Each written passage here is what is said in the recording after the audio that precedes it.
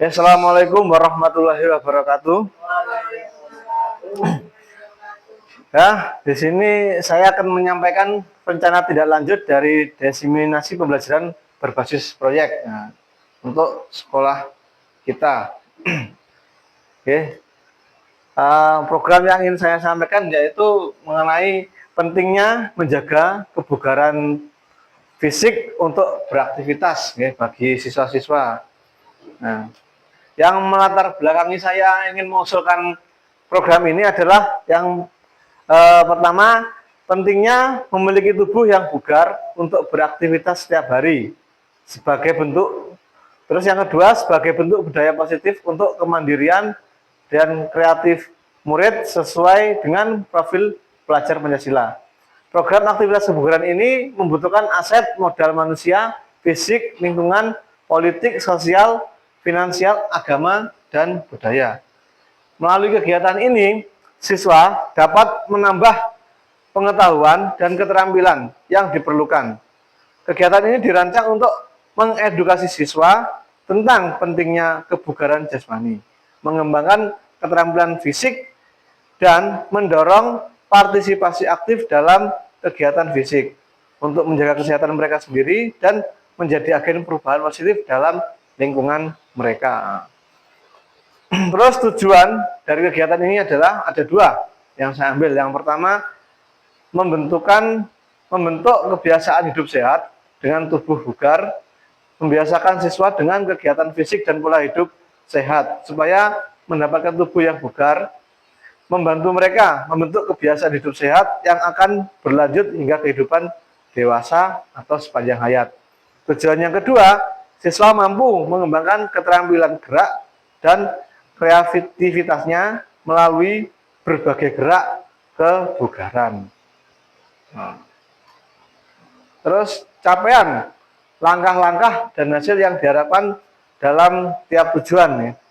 Ini yang pertama, capaian siswa dapat membuat program latihan kebugaran. Langkah-langkahnya, siswa membuat rencana terlebih dahulu, terus membuat jadwal, setelah itu mengisi jurnal kegiatan atau membuat portofolio. Nah, ini diharapkan dalam waktu 1 minggu. Hasilnya, siswa dapat mengetahui cara membuat program latihan serta dapat merasakan dampaknya. Yang kedua, capaian kedua, siswa dapat mempraktekkan macam-macam gerak kebugaran. Langkahnya, siswa membuat rencana, terus mereka membuat proses pengambilan video, terus diedit videonya seperti apa. Ya, ini waktunya selama 2 minggu. Hasil, siswa dapat mempraktekkan gerak dan melatih kreativitasnya dalam pembuatan video. Terus, struktur program dan rekan sejawat. Nah, jenjang kelas yang menjadi target adalah kelas 9. Terus, struktur program, hasil tugas berkelompok berupa pembuatan konten video dan portofolio. Kegiatan ini dilaksanakan 2 kali dalam seminggu pada jam pembelajaran PJOK dan TIK. Terus secara berkala, murid akan dibimbing terkait tugas pembuatan video dan portofolio. Untuk mengetahui perkembangan murid dalam program ini, guru memberikan jurnal perkembangan untuk monitoring kegiatan berbasis proyek. Mitra utama yang berkolaborasi dalam program ini yaitu kepala sekolah, guru, rekan sejawat, murid, dan orang tua. Sebenarnya ketika kita memiliki komunitas belajar, nah ini bisa difungsikan kan? Karena memang di sekolah kita komunitas belum ada atau jadi kerjasama ini atau kegiatan ini dilakukan antar guru. Jadi harapan saya ke depannya setelah saya menyampaikan ini, sekolah kita bisa menciptakan atau membuat yang namanya komunitas belajar sekolah. Terus pernyataan tentang kapasitas sekolah atau kelas. Nah, di sini ada 7 aset modal. Aset yang pertama kita ada aset manusia, Ini aset ini diambil dari kelebihan yang dimiliki sekolah kita, ya. Yang pertama, aset manusia ada murid, kepala sekolah, guru, rekan sejawat, dan wali murid. Nah, ini murid ini mereka yang melakukan aktivitasnya, kepala sekolah yang mengawasi, nah, guru dan rekan sejawat ini yang melaksanakan program dan di sekolah yang ada di sekolahan, dan wali murid bisa kita bantukan ketika murid-murid berada di rumah. Yang kedua, aset fisik, ya jelas yang sudah kita miliki dan bisa difungsikan untuk kegiatan ini, yaitu nanti di ruang kelas dan di lab komputer, ya, terkait pengembangan program dan pembuatan editing video. Selanjutnya, aset lingkungan atau alam. Nah, sekolah kita memiliki lapangan dan halaman yang bisa digunakan siswa untuk praktek pembuatan videonya. Terus aset sosial. Aset sosial yaitu kerjasama antar guru. Nah, jadi kita sesama guru harus kompak untuk menjalankan program dan kegiatan ini. Agar apa? Agar bisa berjalan dan berhasil. Karena ketika kita kurang kerjasama, otomatis kegiatan ini juga kurang bisa berjalan dengan baik. Selanjutnya yang kelima, aset politik. Nah, aset politik ini meliputi kebijakan kepala sekolah terkait dengan pembelajaran berpusat pada peserta didik, ya. Tanpa adanya kebijakan kepala sekolah, ya, kita juga akan kesulitan dalam mengkomunikasikan ke siswa maupun wali murid, ya. Jadi kebijakan kepala sekolah di sini sangat penting untuk keberlangsungan program yang akan kita laksanakan. Selanjutnya nomor 6 ada aset finansial. Nah, finansial ini saya membagi menjadi 3 yang bisa diambil, yaitu nanti kegiatan ini bisa menggunakan dana mandiri, dana sekolah, atau dana BOS. Nah, ini kita bisa berkoordinasi atau kita musyawarah di luar kegiatan ini, atau nanti bisa dimusyawarahkan sebaiknya kegiatan ini kita menggunakan dana dari mana, ya, agar lebih jelasnya. Yang terakhir, aset agama dan budaya, ya. Di sini sudah berlangsung untuk aset agama dan budaya, yaitu pembiasaan sholat duha dan duhur bersama, ya. Tetap kita menggunakan agama dan budaya. Selanjutnya, rencana evaluasi. Ya. Untuk evaluasi ini, murid nanti mengumpulkan hasil karya yang sudah dalam bentuk video dan portofolio. Nah, dari situ kita bisa melihat hasilnya seperti apa. Portofolionya sudah bagus apa belum, terus video yang dibuat sudah bagus apa belum. Selanjutnya, ya di sini guru juga membuat survei, lembaran survei atau pertanyaan mengenai minat dan kepuasan murid dalam pelaksanaan kegiatan. Nah, setelah selesai dibuat, nah, nanti dibagikan ke murid-murid dan murid diinstruksikan untuk mengisi survei tersebut. Nah, bagaimana nanti hasilnya kita bisa tahu. Dari hasil tersebut kita bisa menggunakannya untuk evaluasi bersama. Kaitannya dengan untuk kedepannya mau dijadikan seperti apa. Selanjutnya, kemungkinan tantangan yang akan dihadapi, ya. Di sini saya ada 3 tantangannya. Yang pertama, pendampingan selama pelaksanaan kegiatan baik di sekolah dan di rumah. Tantangan kedua, konsisten dalam mengerjakan karya. Yang ketiga, pengembangan program apabila murid sudah mulai merasa jenuh. Nah, jadi untuk solusinya, yang pertama, untuk pendampingan kita bisa bekerja sama dengan wali kelas. Nah, ini ketika berada di sekolah, ya kita bisa meminta wali kelas untuk mengondisikan siswanya.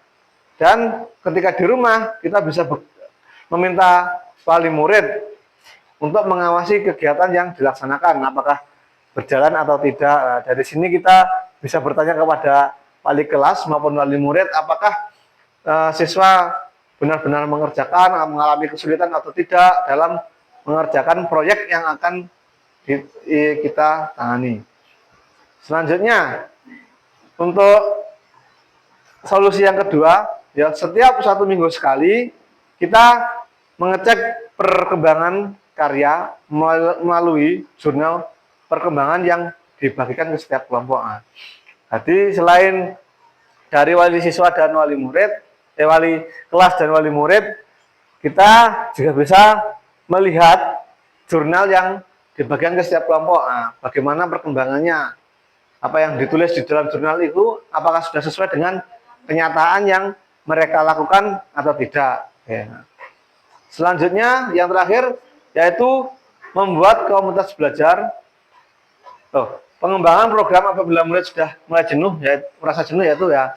Nah, solusi kita ya di sekolah kita segera membuat namanya komunitas belajar. Karena dengan komunitas belajar kita bisa bersama-sama membuat program agar semakin menarik, ya. Apabila mereka sudah merasa jenuh. Terima kasih. Itu tadi yang bisa saya sampaikan. Mungkin selama saya menyampaikan ada informasi yang kurang jelas atau yang ingin menanggapi, kritik dan saran, saya persilakan. Mungkin ada yang ingin bertanya terkait program yang saya sampaikan tadi. Capek olahraga, otomatis capek. Makanya kita perlu rutin. Kalau tidak rutin ya gampang capek. Fungsinya rutin itu untuk menjaga kebugaran tubuh. Makanya yang saya sampaikan ini programnya mengenai peningkatan kebugaran jasmani kepada seluruh siswa. Karena yang saya lihat mereka aktivitasnya banyak sekali, dan sebelum saya membuat program ini, saya sempat bertanya kepada beberapa siswa, terutama yang siswa perempuan. Memang ketika di sini, terutama yang pondok itu kesulitan untuk beraktivitas fisik atau berolahraga itu mengalami kesulitan. Maka dengan program ini saya harapkan bisa tercipta atau cara bagaimana mereka bisa berolahraga secara rutin, meskipun dengan sederhana. Mungkin ada yang ingin ditanyakan, monggo terkait program ini. Bapak Ibu, boleh silakan bertanya di luar. Boleh. Ini tadi kan yang dibahas tentang kebugarannya siswa dan siswi. Kalau dilihat itu juga Bapak Ibu, yaitu termasuk usia yang harusnya sudah berolahraga. Nah, tapi saya pribadi itu ada sebuah ketakutan, karena ketika mencoba olahraga itu di jalanan Sapian tadi hasilnya capek-capek terus kapok bosan olahraga lagi. Ketika kita sibuk sekali dan harus menyisihkan waktu untuk olahraga, itu akan tidak mengakibatkan menjadi kecapean dan membuat kita sakit. Terima kasih atas pertanyaan yang disampaikan. Saya jawab. Makanya dari itu dengan program ini, saya harap juga kita bisa berkolaborasi dengan siswa. Di dalam teorinya, olahraga itu kalau menurut WHO yang saya ketahui dan pernah saya dengar itu, olahraga seminggu itu setidaknya tiga kali. Tapi kalau saya di sini yang ingin saya sampaikan, intinya kalau Bapak Ibu di sini jarang beraktivitas fisik atau berolahraga, jadi ketika melaksanakan olahraga, jangan olahraga yang berat dulu, yang ringan-ringan. Jadi bisa mengambil sehari itu mau 10 menit, mau 5 menit, silakan. Yang saya tekankan intinya teratur dan rutin. Itu yang dibangun terlebih dahulu. Kalau zaman jarang latihan, jarang fisik, tiba-tiba langsung lari sekilo, lari 30 menit. Otomatis itu langsung down, langsung capek fisiknya, karena memang tidak pernah digunakan untuk beraktivitas. Mungkin Bapak Ibu yang jarang beraktivitas bisa mulai dengan ringan-ringan dulu. Mungkin bisa workout bisa push up, melakukan sit up, jumping jack. Itu bisa dilakukan setidaknya 1 menit sehari atau 2 menit sehari semampunya dulu. Intinya rutin dan teratur. Niku. Tidak usah langsung, wah aku pengen kayak gini ya. Tidak mungkin. Contoh orang fitness. Orang satu kali fitness langsung ingin badannya berotot dan kekar. Nah, itu mustahil. Untuk jadi berotot dan kekar itu butuh proses latihan yang teratur dan rutin dan terus menerus. Sama dengan Bapak Ibu, untuk menjaga kebugaran, kita bisa melakukan latihan yang ringan-ringan dulu. Bisa menggunakan lompat tali jika ada yang sederhana itu. Kalau tidak menggunakan alat ya lari di tempat bisa, atau lompat-lompat di tempat bisa. Nah, bisa push up. Intinya mau rutin dulu. Mau setiap pagi silakan, setiap sore silakan. Yang saya tekankan adalah rutinnya dulu dan teratur. Nggak usah pengen muluk-muluk, wah aku kudu lari 30 kilo. Nah, bunuh diri nanti. Nah, itu mungkin yang bisa saya jawab. Nah, ini yang juga ingin saya terapkan ke siswa. Ya. Yang saya lihat di siswa juga sama, karena mereka padat aktivitasnya, terus kok sering tidak masuk sekolah karena alasan sakit. Nah, itu makanya saya ingin membuat program ini ya, dengan harapan mereka bisa membuat gerakan yang mereka anggap mudah dan tidak terlalu sulit dan bisa dilaksanakan dengan tempat yang sangat minim, ya. Karena saya mengincarnya mungkin ini gerakannya workout. Karena yang saya ketahui, ya, di pondok tempatnya sangat sempit kalau yang perempuan karena terbatas. Nah, jadi mungkin ini bisa dilaksanakan di ruangan-ruangan yang sempit, yang kecil. Ya, mungkin ada yang ingin bertanya lagi atau menanggapi, memberi imbauan, saya persilakan.